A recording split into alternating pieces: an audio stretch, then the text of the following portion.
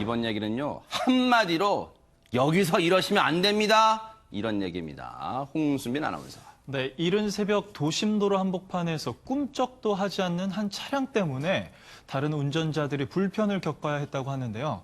당시 모습을 영상으로 확인해 보겠습니다. 네, 이곳은 지난 일요일 새벽 서울의 한 8차선 교차로입니다. 승용차 한 대가 직진 차선 맨 앞에 이렇게 서 있는데요. 신호가 바뀌어도 저 차량이 꿈쩍도 하지 않는 거였습니다.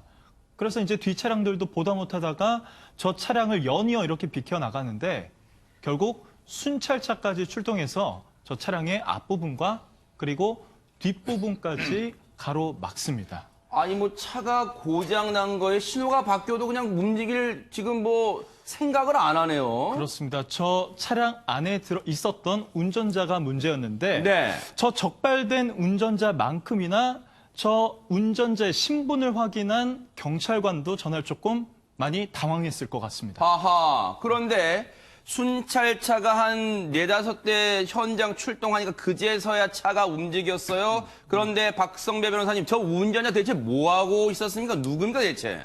도로 위에 차가 떡하니 서 있었던 이유는 네. 운전자가 술에 취해서 잠이 들었기 때문입니다. 하하, 네. 그런데 더 놀라운 것은 경찰서 소속의 현직 경찰관 경이었다는 사실이 더 놀라운 사실이죠. 혈중 알코올 농도가 음주운전 정지 수치인 0.071%였다는 건데 세상에. 술에 취해 잠이 든 상태로 차도 멈춰서 버린 겁니다. 네. 경이면 파출소 소장이나 지구대 팀장, 경찰서 아하. 소속이어도 실무자급 중에서는 높은 직위에 있는데 그러니까요. 본인도 음주운전하지 말라는 교양도 많이 받았지만 아하. 자신이 데리고 있는 직원들한테 교양도 많이 해줬을 입장인데 아하.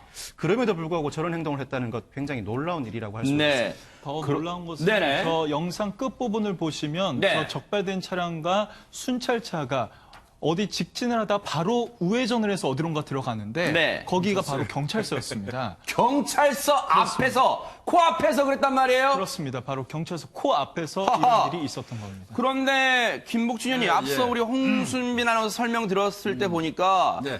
엊그제 일요일이라 그랬단 말이에요. 그러면 네. 그날이 28일. 그러면 그날 곰곰이 기억을 떠올려 보면 경찰청이 음주운전 대책 발표한 날 그날 아닙니까? 맞아요. 그날 그 경찰청에서 어떤 걸 발표했냐면 이제 2번 정도 음주운전으로 적발이 되면 운전면허를 취소하는 어떤 기준. 그다음에 맞아요, 네. 여기가 투 스트라이크 아웃 네. 했고요. 그다음에 이제 법정형 그 강화 기준이 있었는데 네. 지금은 혈중 알코올 농도가 0.05%부터 단속하잖아요. 아. 이거를 이제 좀 줄여서. 근데 이제 그 절대 다수의 나라들이 0.03으로 해요. 아, 그래요? 그래서 이제 우리나라도 진짜 이 한 잔, 소주 요만한 거 한 잔만 네. 먹어도 나올 수 있는 아하. 0.03% 정도부터 이제 단속을 한다. 네. 뭐 이런 내용까지 발표를 한 날인데 네. 아까 그 박성배 변호사님 얘기하신 것처럼 네. 경이면은 경찰 계급에서는 초급 간부 이제 그 반열에 들어가요. 아하. 간부로 시작되는 그 계급이거든요. 네. 그런 사람이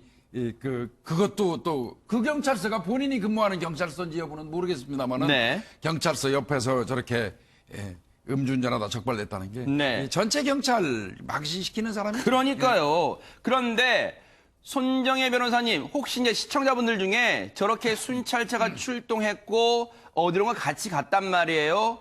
그러면 그 앞에 코앞에 경찰서가 있었죠. 거기에 들어간 것 같은데 이 해당 경찰관에 대해서 혹시 솜방망이 징계를 하지 않을까 걱정하시는 분도 있으실 것 같습니다. 요즘에 징계 수위가 높아졌습니다. 엄벌하게 따른 어떤 대책 이후에 징계 수준도 높아지고 있는 것인데요. 아하. 징계뿐만 아니라 말씀하신 것처럼 이 음주운전으로 면허도 정지되고요. 음주운전죄로 처벌돼야 되고 경찰에 대해서 중징계 내리겠다 이런 입장을 일관되게 유지하고 있기 때문에 0.071이면 높은 수준입니다. 그렇죠. 그렇기 네. 때문에 중징계가 예상이 되고 네. 현재 대기 발령 상태라고 하니까 조만간 징계 수위는 결정될 것으로 예상이 됩니다. 아니 근데 장희영 교수님, 이 경찰관은요, 이 신문 방송도 안 본대요. 문재인 대통령도 나서서 음주운전 처벌 강화해야 된다고 이거 진짜 정말 강조했던 사안이에요. 그것도 안 봤대요? 심지어 무관용 원칙을 밝히면서 기존의 법도 훨씬 더 강화하기로 했었고요. 그렇죠. 조금 전에 뭐 투 스트라이크 아웃제, 네. 원 스트라이크 아웃제 이런 이야기도 나왔었고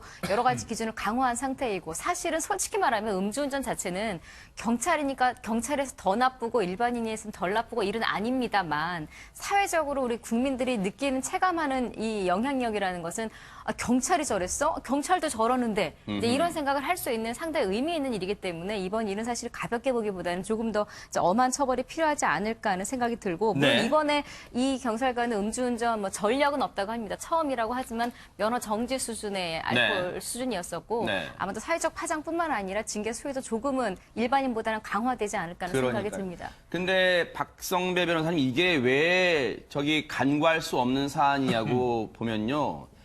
시청자분들도 아마 그런 생각 하실 거예요. 경찰이 이런 모습을 자꾸 보이면 이른바 공권력 무시 현상 있잖아요. 이른바 영이 안 서요, 영이. 그렇죠. 사실 최근 5년간 경찰 공무원이 351명이 음주운전으로 징계 처분을 받았는데 그중에서도 파면이 20명, 네. 해임이 90명입니다. 경찰 공무원 징계 양정 등에 관한 규정상 파면 해임에 이르려면 음주운전을 3회 반복하거나 네. 취소 수치에 해당하는 음주운전을 2회 반복하거나 아니면은 아하. 인적 피해를 야기시키는 교통사고를 일으켜야 됩니다. 네. 반복된 음주운전이나 실질적으로 타인에게 피해가 가는 음주운전을 한 경찰관들이 더러 있다는 것을 알 수가 있는 대목입니다. 네. 이 부분 어떻게 보면 김복준 의원님 네, 근절 방안은 없는 거예요. 왜 운전대 이거 음주하고 운전대 잡는 거 습관인가요? 어떻습니까, 이 부분? 일반적으로 음주운전하는 사람들은 그 습관성인 경우가 대다수 그래요? 맞습니다. 그건 네. 분명히 맞는 거고요. 네. 이게 경찰 조직이 한 12만 가까이 되다 보니까 네. 특별히 이런 사람들이 없잖아 있어요. 근데 동료들 알아요. 저 사람 술 먹으면 한눈 파는 사이에 차 끌고 간다는 거 옆에서 근무하는 동료들이 알아요. 그래요? 그 동료들이 그 사람을 보호해 주는 거는 옆에서 감시하고 통제하는 거예요. 아하. 네, 그거 좀 명심하시고 내가 그러니까요. 현직에 있었기 때문에 이런 말씀 드릴 수 있는 거예요. 맞아요, 네. 그리고 네.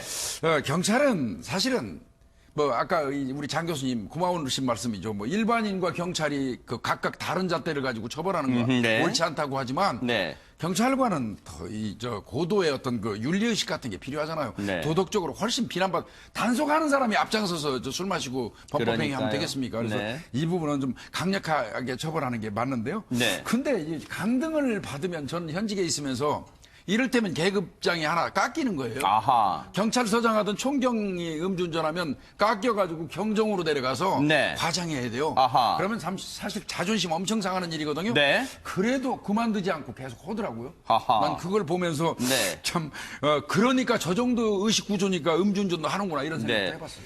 음주운전은요, 정말로 남을 해칠 수 있는 그 자체가 흉기가 될 수 있다는 거 명심하길 바랍니다. 대통령도 나서서 강조한 무관용 원칙을 얘기한 이 음주운전 언제쯤 우리나라에서 발붙이지 못할까 이런 생각도 해봅니다.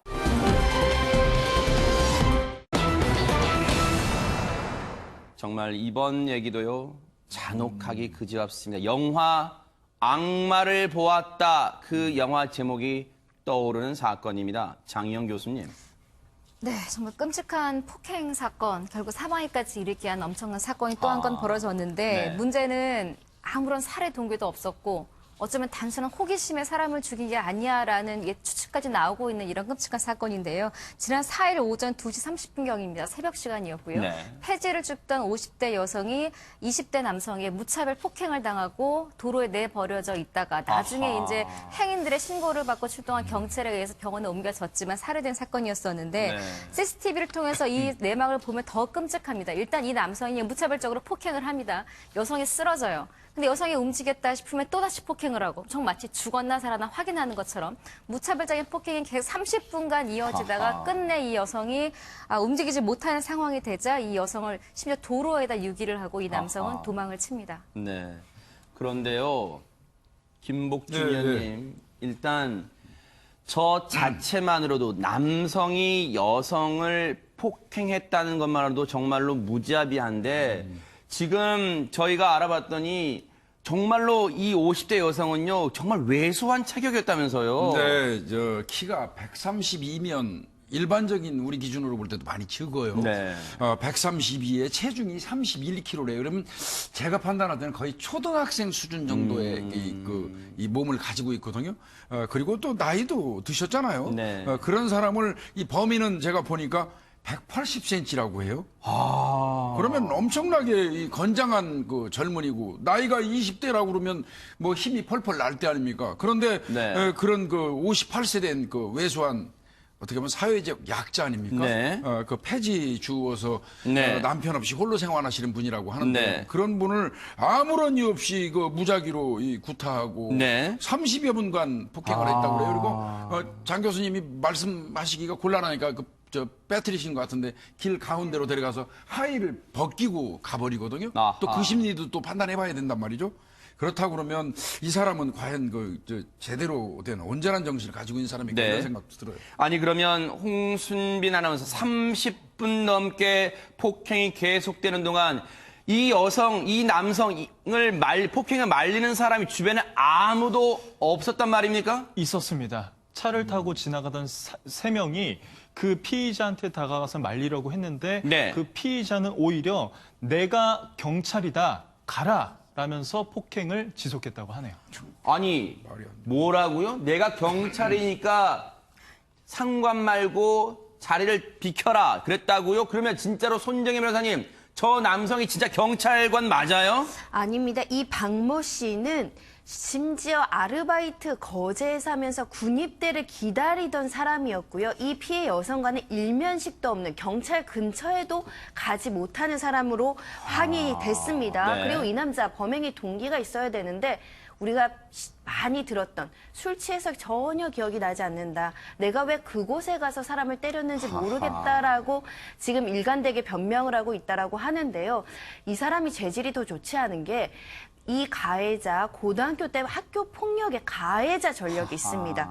그리고 심지어는 군입대를 앞두고 이 스트레스로 이제 술에 의존하면서 살고 있었다라고 하고 네. 함께 술 마신 지인들을 상습적으로 폭행하는 습관이 있었다고 합니다. 네. 이런 습관성, 폭력의 어떤 가해의 전력을 가진 사람이 또 술을 마시고 선량한 50대 여성, 어떠한 잘못도 없는 사람에게 이렇게 폭력을 가해서 죽음에 이르게 했습니다. 저 CCTV 영상이 지금 나옵니다만 장희영 교수님 저 왜소한 체구의 50대 여성 30분 동안 얼마나 공포에 떨고 살려달라고 애원했을까요? 지금 뉴스파이터니까 지금 화면을 보고는 있습니다만 정말 차마 화면을 오래 지켜보지 못할 정도의 보는 사람도 이런 극심한 공포감이 느껴지는 저 상황에 저 피해자는 어땠을까 하는 생각도 드는데 더 이제 안타까운 건 김복준 교수님 말씀대로 너무나 왜소한 여성이었었고 또 평소에 넉넉하게 사는 분도 아니었었고 폐지를 줍고 또 이제 홀로 사는 분이었고요. 뭐 마땅한 거주처도 없었는지 그냥 뭐 네. 다리 밑이나 이런 소파 이런 데서 그냥 생활한 것으로 알려졌고 아직 경찰의 말에 따르면 뭐 A 씨가 기초생활수급자인지 확인은 못했습니다만 가끔 사회복지사가 집을 찾아와서 돌볼 아하. 정도라면 아마도 뭐 생활도 그렇지만 여러 가지 다른 면에서 불편한 점이 있지 않았을까 하는 생각도 들고 정말 이거 뭐 어떻게 살았냐가 중요한 게 아니라 정말 저 30분 동안 살려달라고 얼마나 그러니까요. 외쳤을까. 근데 그 또 야심한 시각이었었고 얼마나 극심한 공포를 겪다가 숨졌을까. 네. 이런 부분이 너무나 안타깝습니다. 저희도 정말로 너무너무 잔혹해서요. 더는 CCTV 영상을 보여드리지 않을게요. 시청자분들도 아마 같은 생각이실 거예요. 그런데 박성배 변호사님, 이 남성, 이 가해자가 한다는 말이요. 술에 취해 생각이 나지 않는다. 이런 말도 안 되는 변명을 하고 있습니다. 심신미약 주장이긴 하죠. 그런데 심신미약 주장이 받아들여지지 않더라도 나는 계획적인 범행이 아니라 우발적인 범행을 저지른 것이다라는 항변이기도 합니다. 그래서 본인이 본능적으로 알고 있습니다. 계획적인 범행이 아니라 우발적인 범행이면 형량이 조금 줄어들 것이라는 걸. 그래서 이런 주장을 하는 것인데 네. 처음에 경찰은 상해치사로 송치를 했습니다. 그 이유는 가장 주요한 이유가 제가 추정컨대는 도구를 사용하지 않고 맨손으로 폭행했기 때문인 걸로 보이는데요. 검찰의 판단은 달랐습니다. 아하. 범행 전에 자신의 핸드폰으로 사람이 죽었을 때 사람이 죽었는지 안 죽었는지 사람이 죽으면 목이 어떻게 등을 검색해 본 결과가 나타납니다. 검색했다는 거예요? 결국 살인에 대한 호기심을 충족하기 위해서 계획적으로 허허. 약자를 골랐다고 본 거예요. 네. 더군다나 폭행을 심하게 가한 이후에 피해자를 도로 한가운데 방치해두고 갔다는 건 살인의 고의가 충분히 있다고 보고 살인 혐의로 구속 기소할 예정이고 아하. 이런 범행의 일련의 과정을 봤었을 때 재범의 위험성이 있다고 보고 전자발찌 부착 명령도 아하. 함께 신청할 방침입니다. 그런데 손정혜 변호사님, 요즘 강력 사건이 많이 생길 때마다 많은 분들이 청와대 국민청원 게시판에 심신미약으로 인한 감경 제발 없게 법 좀 거쳐주세요. 이런 목소리 많잖아요, 지금. 이 사람 심신미약 주장한다고 하더라도 인정될 가능성은 매우 낮습니다. 아하. 오히려 주치 폭력 문제는 더 가중 처벌해야 된다는 여론이 있고요. 요즘에 술에 취했다라고 해서 심신미약으로 인정되는 경우는 거의 없다고 보시면 됩니다. 네. 오히려 독일에는 명정죄라는 게 있습니다. 스스로 자유의지에 따라서 약물이나 음주로 취하게 만든 다음에 범죄를 하면 더 가중 처벌하고자 명정죄라는 걸 두는데요. 이 사람 평소 술 먹으면 다른 사람을 때리는 습성이 있었습니다. 네. 그리고 사전에 이렇게 휴대전화로 사람이 죽었을 때 검색했습니다. 혹여라도 스스로 자의로 일부러 술에 취한 상태에서 이런 범죄를 한 것인지 아닐 정도로 의심이 되는 상황이기 때문에 심신미약으로 감경해줘서는 안 아하. 된다라고 생각합니다. 그러니까요. 아마 많은 분들이 그런 생각 하실 것 같아요. 그런데 김복준 의원님, 아마 시청자분들 중에는 혹시 이런 생각 하시는 분도 계시지 않을까 싶은 게 최근에 강서구 PC방 살인 사건의 그 피의자 신상 공개했잖아요. 예, 예. 이 사람도 공개해야 되는 거 아니냐 이런 목소리 갖고 계신 분도 계실 것 같아요. 일단은 그 특정 강력범죄의 처벌 등에 관한 특례법 8조 2죠. 거기에 보면 이제 잔인한 그 범죄 증거가 명백하고 요건이 이제 어느 정도 성립될 여지가 있는데 네. 저는 이제 약간 이 경찰의 처분이 아쉽기는 해요. 처음에 경찰에서 이 사건을 입건해서 그 검찰로 구속해서 넘길 때는 죄명 자체를 폭행치사, 상해치사를 의율했어요. 네. 그러니까 결과적으로 상해의 목적으로 구타를 했는데 죽어버렸다. 네. 의외의 결과가 나온 것처럼 중대한 결과가 나온 것처럼 했는데 이거는 경찰이 수사 잘못한 겁니다. 보면은 네. 처음부터 그 정도의 차이가 나는 여성을 그 마구제비로 CCTV 영상이 있잖아요. 있죠, 네. 그걸 전체적으로 살펴본다면 이건 거의 죽이려고 작정하고 구타했다고 보여지고 무엇보다도 살해의 고의가 있다고 판단할 수 있는 기준이 있어요. 뭘까요? 실컷 때리고 난 다음에 도로 한가운데로 가서 사람을 놔두고 와버리거든요. 그거는 지나가던 차가 치여서 사망했으면 좋겠다는 의지예요. 제가 볼 때는. 아하. 이랬다면 이거는 애초부터 살인죄로 의유를 했어야지 저는 맞다고 생각이 들거든요. 네. 그 부분은 경찰이 수사 잘못한 것 같고요. 네. 이거는 좀 반성해야 될 것 같아요.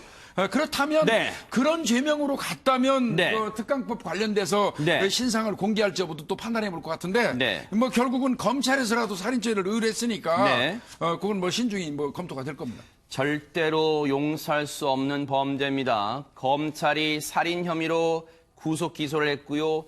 법이 눈물이 있다면 이 억울하게 목숨을 잃은 피해 여성을 위해서라도 그리고 그 유족들의 한을 풀어주는 차원에서라도 따끔하게 단죄해 주기를 기대를 해보겠습니다.